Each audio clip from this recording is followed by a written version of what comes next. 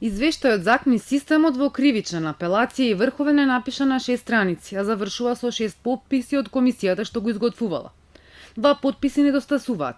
Еден е на судијата Зоран Димитриевски од Скопска апелација, вториот на информатичарот Петре Мркев. Судијата Димитриевски за Телма изјави дека тој се согласува со содржината на извештајот, но потврдува и дека не го потпишал затоа што барал корекција која не била извршена.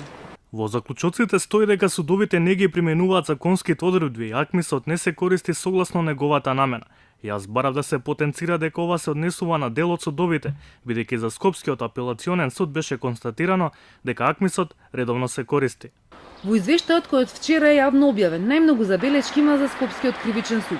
Стои дека во 2016 и 2017 често бил менуван годишниот распоред без да се запази процедурата. 860 предмети не се доделени на судија. Се исклучувале судии од автоматската распределба само со параф од председателот и со телефонско јавување во судска писарница.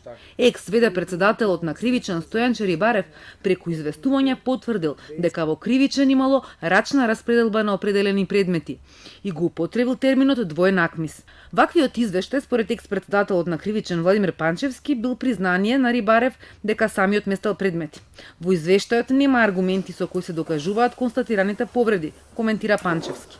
Нема основ по кој Министерството за правда интервенирало во судската власт. Извештајот го потпишуваат информатичари и некакви советници од Министерството за правда кои немаат допирна точка со работењето на судовите. Право на председателот е да го утврдува годишниот распоред на судот и ниедна измислена комисија не може да го дерогира тоа законско овластување. Панчевски досега не бил повикан во обвинителството за предистражната постапка за АКМИСот. Од Скопското обвинителство велат дека сослушуваат сведоци, но и дека со ургенции барале податоци од судскиот совет, од председателот на кривичниот суд и од СЈО, кои се уште не ги добиле. И обвинителството на Јанева во октомври минатата година отвори предистражна постапка поврзана со АКМИСот и правеше претрес во домот на Панчевски.